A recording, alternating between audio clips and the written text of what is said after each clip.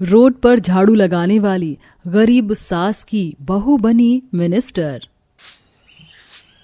गरीब जमुना सुबह सुबह सड़क पर झाड़ू लगाकर अपने खांचे में लौट कर आती है तो पड़ोसन के दरवाजे पर काफी सारी गाड़ियां खड़ी देखकर पड़ोसन से पूछती है, अरे कादम्बरी बहन जी, क्या बात है, आज तो सुषमा बहन के दरवाजे के बाहर गाड़ियों की बड़ी भीड़ भाड़ लगी हुई है। अरे तुमको नहीं मालूम है क्या, इसके लड़के को लड़की वाले देखने आए हैं, और तो और लड़की वालों के पूरे खानदान में सबके सब सरकारी सर्विस वाले हैं, कोई दरोगा है, कोई जज है, बड़ी तगड़ी पार्टी चुनी है भैया। दोनों अभी बातचीत कर रही होती तभी मकान में से सब लोग एक साथ बाहर निकलते हैं। ओके होने वाली सासू माँ, नाइस टू मीट यू, प्रणाम। अरे बस बस मेरी होने वाली प्यारी बहू, जल्दी से बहू बनकर आ जाओ। अच्छा जी, समधन जी, समधी जी, नमस्कार। अमीर लड़की वाले गाड़ी में बैठकर चले जाते हैं। देख लीजिए सुषमा बहन, एकदम अव्वल दर्जे का रिश्ता लाया हूँ। सारे सरकारी नौकरी चाकरी वाले हैं और लड़की तो मिनिस्टर की पढ़ाई कर रही है। अगर जिला मिनिस्टर बन गई ना तो आपकी 5 उंगलियां घी में समझिए। आपके मुंह में घी शक्कर पंडित जी। वैसे अभी तक तो इस पूरे मोहल्ले में मेरी तुलना में ना कोई लखपति है और ना ही किसी ने 4 मंजिल मकान खड़ा किया है। कुछ लोग तो रोड पर झाड़ू लगाकर रोटी खा रहे हैं। ऐसा कहकर सुषमा जमुना के काम की निंदा करते हुए उसे नीचा दिखा रही थी। तभी पंडित जी को जाते देखकर जमुना रोकती है। नमस्कार पंडित जी, मैंने आपको अपने लड़के के लिए लड़की ढूंढने की जिम्मेदारी सौंपी है, कोई संजोग बना क्या? देखो जमुना बहन, कहना तो नहीं चाहिए लेकिन तुम सड़क पर झाड़ू लगाती हो, भला कौन सा लड़की वाला ऐसे घर में बेटी देना चाहेगा? पंडित के इस कदर ठट्ठा करने पर जमुना रोते हुए कहती है, पंडित जी, क्या रोड पर झाड़ू लगाने वाली माँ को अपने बेटे की शादी करने का कोई अधिकार नहीं है? जोड़ियां तो ईश्वर बनाते हैं, ऊपर वाले ने कहीं तो मेरे बेटे के लिए लड़की रखी होगी। तो फिर खुद ही ढूंढ लो अपनी बहू, मेरा भी पल्ला छूटे। जमुना का उसके बेटे चंदर के अलावा दुनिया में कोई नहीं था। बेटा अखबार बांटता था और माँ रोड पर झाड़ू मारती थी, जिसके चलते मोहल्ले के लोग उसे हीन नजर से देखते हैं। एक दिन कड़ाके की चिलचिलाती धूप में झाड़ू लगा रही होती है, तभी एक चलती गाड़ी में से एक लड़का पानी का कुल्ला थूक देता है। राम राम राम, आजकल के बच्चे भी ना। तभी पीछे से काफी ज्यादा स्पीड में गाड़ी आकर टक्कर मार कर चली जाती है। ए राम। तभी गरीब रिक्शा वाला रुक जाता है। अरे ओ भाई, दिखाई नहीं देता, बिल्कुल अंधे होकर चल रहे हो। बहन जी, आपको तो बड़ी चोट लग गई है, आप रिक्शे पर बैठ जाइए, मैं अस्पताल छोड़ देता हूँ, पैसे मत दीजिएगा। भाई साहब, यहाँ पास में मेरा मकान है, वहीं छोड़ दीजिए। बूढ़ा ओंकार धूप में रिक्शा खींचते हुए खांचे के पास आता है। माँ कहाँ थी आप? मैं कब का अखबार बांट के आ गया।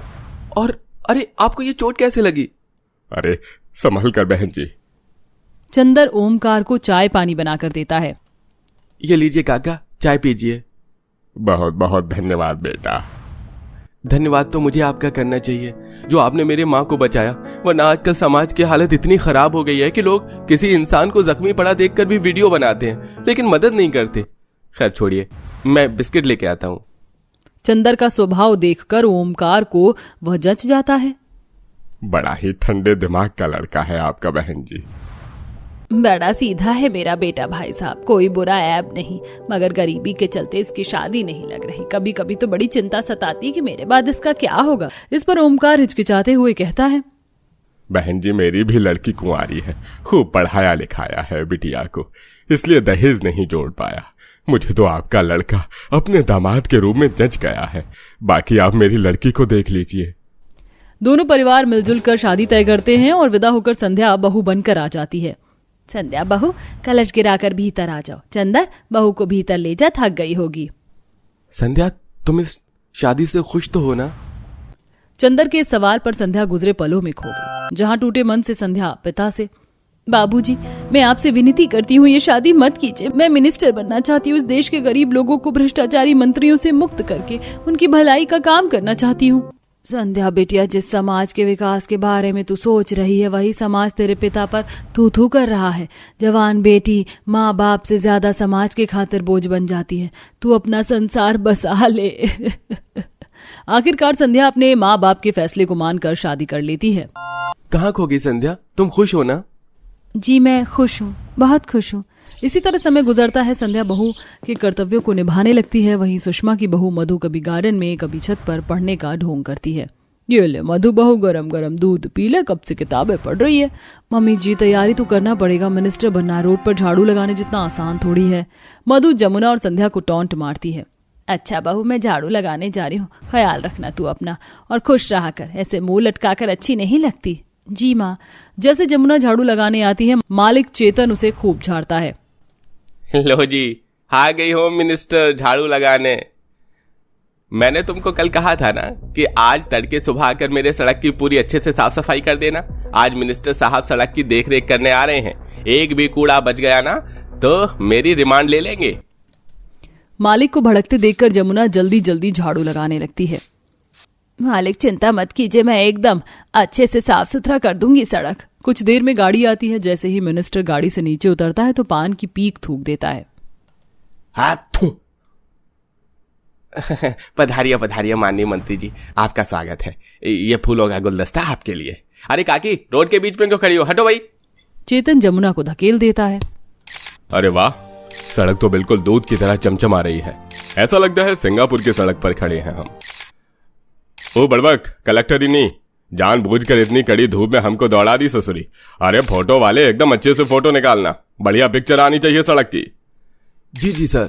माता जी आप भी आ जाइए इधर। अरे ओ पत्रकार, पगला गवाह है कावे हैं? उस झाड़ू मारने वाली के साथ फोटो खिंचाएंगे तो पर्सनैलिटी खराब हो जाएगी हमारी। अरे कल के अखबार के फ्रंट पेज पर छपनी है हमारी ये फोटो। दूर साइकिल पर अखबार लिए खड़ा चंदर अपनी गरीब माँ का इस कदर तिरस्कार होते देखकर घर आकर बहुत रोता है। अजी क्या बात है, जब से आए हैं रोई जा रही हैं। संध्या, मेरी माँ ने सारी जिंदगी झाड़ू लगाकर मुझे पाल पोस कर बड़ा किया। इस काम के चलते सब मेरी माँ को नीचा देखते हैं। संध्या, तुम तो पढ़ी लिखी हो ना, तुम मिनिस्टर नहीं बन सकती। मेरी इस इच्छा को पूरा करने के लिए मेरी इच्छा पूरी करोगी ना? ये सुनते ही संध्या के दिल में दब चुकी मिनिस्टर बनने का अरमान फिर जग जाता है। अजी, मेरी आंखों ने हमेशा एक ही सपना देखा था, मिनिस्टर बनकर इस देश के हित के लिए काम करने का। मगर इस गरीबी में कैसे संभव है, बहुत खर्चा लगेगा। तभी डबडबाई आंखों से दरवाजे से अंदर आती हुई सास, बहू तू खर्चे की चिंता मत कर, केवल मेहनत कर, क्योंकि जिस दिन तेरा ओहदा ऊंचा होगा लोग तेरी सास को नीचा नहीं देखेंगे। अपनी सास और पति के समर्थन मिलने पर संध्या मिनिस्टर की पढ़ाई शुरू करती है। पूरी पूरी रात वो किताबें पढ़ती है और घर के काम भी संभालती है। चंदर जी, आप तो अखबार बांटते हैं, मुझे रोज की अखबार पढ़ने के लिए चाहिए, क्योंकि परीक्षा में अर्थव्यवस्था से जुड़े प्रश्न सेट हैं। हाँ, क्यों नहीं संध्या, ये लो आज का अखबार। अरे बहू, मैंने सुना है कि ये मिनिस्टर बनने की पढ़ाई बड़ी मुश्किल होती है, तो तुझको कोचिंग भी लगवाना पड़ेगा ना। माँ जी, कोचिंग की फीस लाखों रुपए होती है, आप केवल किताबें मंगवा दीजिए, मैं घर में पढ़ लूंगी। ऐसे ही समय गुजर रहा था। जहां गरम लू भरी गर्मी में सास झाड़ू लगाती, कचरा उठाती, वहीं संध्या जी तोड़ मेहनत करके परीक्षा में पास हो जाती है। माँ जी, मैंने परीक्षा पास कर ली। जुग जुग जी मेरी बहू, आज तूने अपनी गरीब सास का सीना चौड़ा कर दिया, तू मिनिस्टर बन गई। अपनी सास की इस बात पर संध्या मुरझा कर कहती है, नहीं माँ जी, मिनिस्टर बनने के लिए संसद में सदस्यता हासिल करनी होगी, और आजकल इतनी घूसखोरी और चापलूसी है कि संसद में सदस्यता मिलना किसी गरीब के लिए असंभव है। मुझे अगले 6 महीने के लिए दिल्ली जाना पड़ेगा। मगर संध्या, मैंने सुना है दिल्ली बड़ा महंगा शहर है, तुम तो देख ही रही हो। अखबार बांटकर मैं 2 टाइम के खाने का जुगाड़ ही कर पाता हूँ। घर की आर्थिक गरीब परिस्थितियों को देखकर सास जमुना दिलासा देती है, बहू तो पैसों की चिंता मत कर, ले, चाहे मुझे दिन रात भी इकट्ठा करना पड़ा तो भी मैं करूंगी, लेकिन तुझे मिनिस्टर बनकर ही लौटना है। सारी जिंदगी मैंने अपमान भरी जिंदगी जी है, अब तू मुझे सम्मान दिलवाएगी ना? हाँ माँ जी, मैं आपको सम्मान दिला के रहूंगी। अगले दिन संध्या अपनी सास का आशीर्वाद लेकर शहर चली जाती है। वहीं अब और ज्यादा पैसे कमाने के लिए मजबूर होकर जमुना शौचालय की सफाई भी करने को राजी हो जाती है। काकी, तुम इस शौचालय की हालत देख रही हो, कितनी दुर्गंध आ रही है इसकी। इसके साफ सफाई कर पाओगी क्या? हाँ साहब, मैं कर लूंगी, मगर पैसे कितने मिलेंगे? काकी, ये थोड़ा नीचा काम है, मगर एक शौचालय साफ करने के तो मैं 100 से 150 रुपए दिलवा दूंगा। पानी और फिनाइल मारना है। कर लूंगी बेटा। अपने गरीब दुखियारी जिंदगी पर दिल ही दिल में घुटते हुए सास अब शौचालय भी साफ करती है और दोनों माँ बेटे आधा पेट खाकर गुजारा करते हैं। 6 महीने के बाद सफेद चमचमाती गाड़ी में बैठकर संध्या मिनिस्टर बनकर आती है और उसकी आंखों से बहते आंसू थमने का नाम नहीं ले रहे थे। हाथों में फूल का गुलदस्ता था। प्रणाम माँ जी, कैसी हैं आप? ये आपके लिए। बहू तुम मिनिस्टर बन गई। आज जाकर मेरी तपस्या सफल हो गई। माँ जी, आज मैं अगर मिनिस्टर बन पाई हूँ तो आपके चलते मेरी जिंदगी में आप सदा दुगने आदर के योग्य रहेंगी। उस वक्त दर्जनों पत्रकार मिनिस्टर बनी संध्या और उसकी गरीब झाड़ू लगाने वाली सास की तस्वीरें खींचते हैं। अगले दिन उनकी तस्वीर अखबार के पहले पन्ने पर छपती है। वहीं संध्या मिनिस्टर बनकर भ्रष्टाचारी घूसखोरी के लिए कड़े कदम उठाती है और गरीब की शिक्षा रोजगार के विकास पर कार्य करती है। क्या माँ, सुबह सुबह चाय पराठा कब तक खिलाती रहोगी? कोई बात नहीं बेटी, अपने पीहर में खा ले ये चाय पराठा, लेकिन मैं भी पैसे जोड़ रही हूँ ताकि तेरी शादी ऐसे ससुराल में करूँ जहाँ तू अच्छे अच्छे नाश्ते, डिनर, लंच सब कुछ करे। ठीक है, फिर मैं अभी ये चाय पराठा खा लेती हूँ। अब ऐसे ही कुछ समय गुजरता है और सुगंधा अपने जोड़े हुए पैसों से अपनी बेटी की शादी एक बहुत ही अच्छे परिवार में करवा देती है। दीवार पर हाथ छपाई की रस्म हो गई बहू। अब तुम ये कलश गिराकर घर के अंदर आ जाओ। भले ये देख, मेरी छोटी चाची आ गई, कितनी सुंदर लग रही है ना। ये तेरी चाची नहीं, ये मेरी चाची है। चाची बोलो ना, आप किसकी चाची हो? तभी अंजू अपने दोनों बच्चों के हाथ पकड़ते हुए कहती है, बहुत शैतान हो गए हो। चलो अब अपने कमरे में आराम करो। छोटी चाची भी अब अपने कमरे में आराम करेंगी। चलो रेशमा, आराम कर लो। जी चलिए। अगले दिन सुबह रेशमा सबके लिए नाश्ता बनाने के लिए रसोई में आती है। ब्रेड टोस्ट कर देती हूँ, चाय बना लिया है और ऑमलेट बना लिया है। इतना तो बहुत है सुबह के नाश्ते के लिए। तभी वहाँ पर उमावती आती है। बहू, सुबह का नाश्ता बना लिया क्या? मैं बताना भूल गई थी कि हमारे यहाँ 12 तरह का नाश्ता बनता है। पर माँ जी, मैंने तो नाश्ता बनाकर तैयार भी कर दिया। कोई बात नहीं बहू, अब दोबारा से बना लो। मैं तुम्हें बता देती हूँ। एक काम करो, आलू के पराठे, मूली के पराठे, गोभी के पराठे, उपमा, पोहा, इडली, कचौड़ियाँ और चीला, ब्रेड पकौड़े, समोसे, ये 12 तरह का नाश्ता बनाकर तैयार कर लो फटाफट। ठीक है, मैं अभी बना देती हूँ। अब रेशमा अपने ससुराल वालों के लिए 12 तरह के नाश्ते को बनाना शुरू करती है। वो एक तरफ ऑमलेट के लिए अंडे को क्रैक करती है, दूसरी तरफ बेसन के चीले, एक तरफ पोहा, कचौरियों के लिए बेसन और 12 तरह के नाश्ते के लिए अलग अलग सामग्री तैयार कर लेती है। कितना मुश्किल है ये 12 तरह का नाश्ता बनाना। तभी वहां पर गोलू और परी अपने हाथ में मैगी का पैकेट लेकर आते हैं। छोटी चाची, मेरे लिए ये मैगी बना दीजिए ना, हमें सुबह नाश्ते में मैगी खाना है। हाँ चाची, मेरे लिए भी, लेकिन गोलू की मैगी सिंपल और मेरी मैगी में सब्जियाँ, प्याज, टमाटर, मटर सब कुछ डालकर बनाना। ठीक है, तुम दोनों जाओ, मैं अभी तुम दोनों की मैगी बना देती हूँ। अब कुछ देर बाद रेशमा अपने ससुराल वालों के लिए 12 तरह का नाश्ता बनाकर डाइनिंग टेबल पर परोसती है और सभी लोग नाश्ते को खाना शुरू करते हैं। वाह बहू, तूने तो ये 12 तरह का नाश्ता बहुत ही स्वादिष्ट बनाया है। हाँ भाभी, नाश्ता तो सच में बहुत अच्छा बना है, पर इसमें मेरी कुछ चीजें मिसिंग है। जैसे सुबह सुबह कैरल्स दूध और फ्रूट चाट खाना ज्यादा पसंद है, तो आप कल से वो भी रेडी कर लेना नाश्ते में। और मेरे लिए कुछ वेजी सैलेड और कोकोनट जूस। बाकी ये 12 तरह का नाश्ता भी बहुत अच्छा बना है।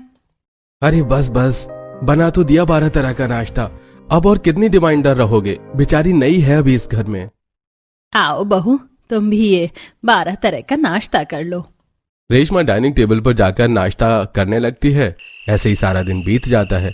अगले दिन सुबह रेशमा नाश्ते में डाइनिंग टेबल पर ब्रेड जैम और मैंगो शेक सर्व करती है। अरे ये क्या रेशमा, तुमने ये क्या बना दिया नाश्ते में? तुम्हें बताया तो था माँ जी ने कि 12 तरह का नाश्ता बनता है सुबह। माँ जी, आपने बताया नहीं था क्या देवरानी जी को? बताया तो बहुत अच्छे से था बहू। क्या है ये सब? ये क्या फीका सा नाश्ता लेकर आ गई हो? पर माँ जी, मुझे तो लगा कि बस वो 12 तरह का नाश्ता एक ही दिन बनाना था। ओह रेशमा भाभी, लगता है आपको मिसअंडरस्टैंडिंग हो गई, लेकिन हमारे घर में रोज 12 तरह का नाश्ता ही किया जाता है। हाँ भाभी, एक काम करिए, आप पराठे, उपमा, पोहा, डोसा, इडली, चीला, सैंडविच, पापा के लिए दलिया और कुछ बॉयल अंडे और कुछ अंडों के ऑमलेट बना दीजिए और फटाफट ये 12 तरह का नाश्ता बना दीजिए। नाश्ते का टाइम निकलता जा रहा है। अब रेशमा भागी भागी रसोई में आती है और 12 तरह का नाश्ता बनाने में भिड़ जाती है। तभी वो देखती है कि 12 तरह का नाश्ता बनाते बनाते उसका जो मस्टर्ड ऑयल है वो पूरी तरह से खत्म हो चुका है। अरे ये क्या, ये मस्टर्ड ऑयल तो पूरी तरह से खत्म हो गया और अभी तो सिर्फ 5 तरह के नाश्ते ही बने हैं। फटाफट जाकर किराने की शॉप से लेकर आती हूँ, वरना माँ जी बहुत गुस्सा करेंगी। रेशमा भागी भागी किराने की दुकान पर जाती है। भैया जी, कच्ची घानी का प्योर मस्टर्ड ऑयल दे दीजिए 5 किलो। दे रहा हूँ दीदी, इतना क्यों हाँफ रही हो? बहुत जल्दी में लगती हो, क्या हुआ? हाँ हाँ जल्दी में हूँ, आप मुझे फटाफट सामान दे दीजिए। मेरे ससुराल वाले 12 तरह का नाश्ते का इंतजार कर रहे हैं टेबल पर। ये लीजिए आपका 5 किलो का mustard oil. Reshma mustard oil लेकर भागी भागी दुकान से घर में आती है और रसोई में जाकर बाकी का नाश्ता बनाने में लग जाती है। रेशमा, अभी तक नाश्ता नहीं बना क्या? ऑफिस के लिए लेट हो रहा हूँ। क्या हो गया बहू, आज बहुत देर कर दी 12 तरह के नाश्ता बनाने में। अंजू जाओ जरा देखा और रसोई में 12 तरह का नाश्ता बनाया नहीं। इधर अब जल्दबाजी में रेशमा 12 तरह का नाश्ता तैयार कर ही रही होती है कि तभी जल्दबाजी में रेशमा का हाथ तवे में जल जाता है। मम्मी मेरा हाथ, इस 12 तरह के नाश्ते को बनाने में तो मेरी हालत बहुत खराब हो रही है। तभी वहां पर अंजू आती है। देवरानी जी, अभी तक 12 तरह का नाश्ता नहीं बना क्या? सभी लोग टेबल पर इंतजार कर रहे हैं। जेठानी जी, मैं बना ही रही थी पर मेरा हाथ जल गया, आप मेरी थोड़ी मदद कर दीजिए, थोड़ा जल्दी बन जाएगा 12 तरह का नाश्ता। खुद कर लो, मुझसे नहीं होगा। अब जले हाथों के साथ ही रेशमा 12 तरह के नाश्ते को बनाकर डाइनिंग टेबल पर परोसती है और सभी नाश्ते को खाते हुए कहते हैं, छोटी चाची आपने बहुत देर कर दी, पेट में चूहे कूदे थे भूख से, अब फटाफट नाश्ता कर लेती हूँ। भाभी 12 तरह का नाश्ता बना तो काफी अच्छा है, लेकिन कोशिश किया करिए थोड़ा जल्दी बनाने की। रेशमा पहले ही बहुत परेशान थी। पहले बेचारी का मस्टर्ड ऑयल खत्म हो गया, फिर तवे पर हाथ जल गया और पूजा की बात सुनकर मानो रेशमा का दिमाग ही खराब हो गया। नंद जी, अगर इतने ही टाइम से नाश्ता करने की आदत है तो रसोई में आकर मेरी मदद करवा दिया करो, ताकि ये 12 तरह का नाश्ता टाइम पर बनकर तैयार हो जाए। रेशमा जो अपने पीहर में चाय पराठा का नाश्ता किया करती थी, वो अपने ससुराल में 12 तरह के नाश्ते को बना बनाकर बहुत ज्यादा परेशान हो चुकी थी। तभी एक दिन रेशमा सुबह के नाश्ते में 12 तरह का नाश्ता, टोस्ट, मूंग दाल, चीला, मेथी, थेपला, फ्रूट चाट, रवा उपमा, ओट्स, जूस, पाव भाजी जैसे 12 तरह के नाश्ते को तैयार कर रही थी। गैस पर नाश्ता चढ़ा हुआ होता है। तभी रेशमा की नजर गैस पर जाती है जो जल ही नहीं रही होती। हे राम, ये क्या हो रहा है मेरे साथ? इस गैस को भी अभी खत्म होना था। गैस एजेंसी में फोन करती हूँ। भैया, सिलेंडर बुक करना था। जी मैम, अपना वीसी नंबर बता दीजिए, मैं सिलेंडर आपके एड्रेस पर पहुंचा देता हूँ। जी, वीसी नंबर लिखिए 56789। ये लीजिए भैया अपने पैसे, और इस सिलेंडर को रसोई में रखवा दीजिए। सिलेंडर वाला रसोई में सिलेंडर लगाकर वहां से चला जाता है और कुछ देर बाद 12 तरह का नाश्ता बनाकर रेशमा डाइनिंग टेबल पर परोसती है। कुछ दिन बाद रेशमा सुबह सुबह अपने घर के आगे झाड़ू मार रही होती है कि तभी पड़ोस की सुषमा कहती है, बहुत जल्दी घर का काम खत्म हो गया क्या? क्या बताऊं दीदी, सुबह सुबह जल्दी काम खत्म करना पड़ता है, क्योंकि मुझे फिर जल्दी जल्दी 12 तरह का नाश्ता भी तैयार करना पड़ता है ना, अपने ससुराल वालों के लिए। बाप रे, 12 तरह का नाश्ता! मेरे घर वाले तो नॉर्मल डाइट लेते हैं सुबह के नाश्ते में। क्या करूं दीदी, मैं खुद बहुत परेशान हूँ, मेरी कमर टूट जाती है 12 तरह का नाश्ता बनाते बनाते। रेशमा की बातें सुनकर सुषमा उसको एक आइडिया देती है। उसके बाद रेशमा घर के अंदर आती है। माँ जी, पापा जी, मैं नाश्ता नहीं बना पाऊंगी। सुबह काम करते करते मैं हाथ के बल गिर गई और मेरे हाथ में चोट लग गई है, मांसपेशियों में बहुत दर्द है। हाँ हाँ ठीक है, तुम आराम करो, मैं जाकर देखता हूँ। रेशमा अपने कमरे में जाकर सो जाती है। सुमित रसोई में 12 तरह का नाश्ता बनाने के लिए आता है। अरे, ये रेशमा कैसे बनाती है 12 तरह का नाश्ता? मुझे तो कुछ समझ में ही नहीं आ रहा। एक काम करता हूँ, ब्रेड और जैम देता हूँ, वही खा लेंगे सब लोग। अगले दिन सुमित अपनी भाभी और खुशी पूजा को रसोई में बुलाता है। इधर आओ आप लोग, मेरी मदद करो यार, ये 12 तरह का नाश्ता बनाने में। मेरी तो सांस फूल गई इस 12 तरह के नाश्ते को तैयार करने में। अब अंजू, सुमित, पूजा, खुशी मिलकर 12 तरह का नाश्ता बना रहे होते हैं। वहीं खुशी जल्दबाजी में अपना हाथ कट कर लेती है। वहीं दूसरी तरफ पूजा का तवे से हाथ जल जाता है। मेरा हाथ कट गया भैया। भैया, मेरा हाथ जल गया। ये क्या आफत है 12 तरह का नाश्ता बनाने का? तभी वहां पर रेशमा उठकर आती है। अरे ये क्या, आप लोग ठीक तो है ना? एक ही दिन में इतनी ज्यादा हालत खराब हो गई आप लोगों की?